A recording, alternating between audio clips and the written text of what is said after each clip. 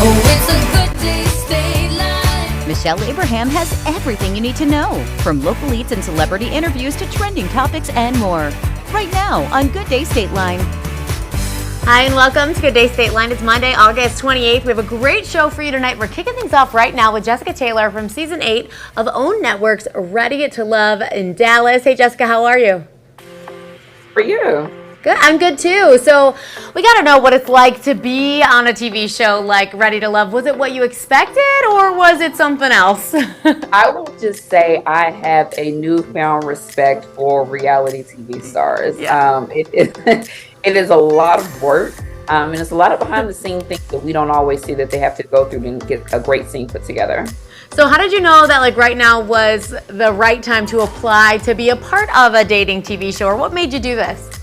Listen, I had tried everything else. I've gone through all my friends. I've gone through their friends. I did try to matchmaker. I've done the apps. And so this opportunity came to me 3 times. And so I was like, why not try it and see what happens? And the rest is history. All right, tell us what you learned, or how you think this has changed you being on the show like this. Yeah, so one thing for me is typically in the dating things, if it was something I didn't like, I would immediately cut it off, not trying to get understanding, I'm done with it, right? I think with this show, because you're in a process and you're forced to stay within a process and connect with people maybe more than once, it was something that kind of pushed me outside of my norms and challenged me to kind of really dig deeper within different situations. Yeah, absolutely. And you've decided to take it a step further when you're sharing it with everyone. You started a podcast that kind of goes along with the show, right? Absolutely. So I only have the So Off Script podcast. And so really what we do is we kind of discuss everything that really happens behind the show, because there's a lot of editing that goes on. So we provide context to some of the scenes. And then we also have different guests come on who also kind of talk a little bit about what their experience is like being on the show, if they're cast members, and then other individuals who are in the area who may have local businesses that we want to highlight. We did Black businesses for Black Business Month. So it really gives a good different perspective of the viewer. And then also some people are on the cast show as well.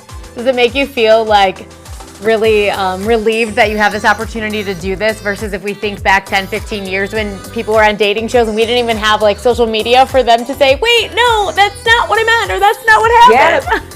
Yeah, because it's like whatever you see, you assume that's what exactly happened, right? And so some of the things that we're seeing, like some of the dates I went on were 2.5 hours, and you guys are going to see 3 minutes of that, right? So it's a lot of cutting up, and it's like, I didn't say that right there. I said that for something else.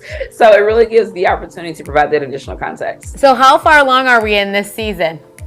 We are on episode 8. So we've met the exes, now we've met the friends, which just happened this week. And now we're about to get prepared for our getaway trip. Okay, so you wrapped this already though, right? The whole season is over on your end? The season is over. We've done taping season, taped the reunion, everything's done. Yeah, I know you probably can't tell us exactly everything obviously that happens, but how are you feeling now? You could say good, bad, wish I didn't do it, want to start over? I am relieved that it's over. I will say that. I think there's the anxiety of every Friday because we're watching the show when you guys are. So we're seeing everything in real time with you. So I don't know I don't know what made it to the show floor, what made it to edit floor. So the anxiety is a little high on Fridays around 7 or 8 p.m. Yeah, for sure. Well, where can we follow along and where can we listen to your podcast? Say that again. Where can we follow along with you in the show, and where can we listen to your podcast? Oh yeah, absolutely. So on the podcast, anywhere you can download podcasts, is So Off Script podcast. In addition to there, and then my social media is Jess Taylor 59. And then most importantly, I'm the founder and owner of Ezra Coffee, which is a specialty coffee brand. You can find us on Amazon, also Target.com, and if you live in the state of Texas, we have the HEB, as we are also on shelf there as well. Awesome. Well, thank you so much for hanging out with us today. All right. Thank you. Take care. You too. We'll be right back with Homecoming Looks on a Budget from Great Hang-Ups after Good Day Moments.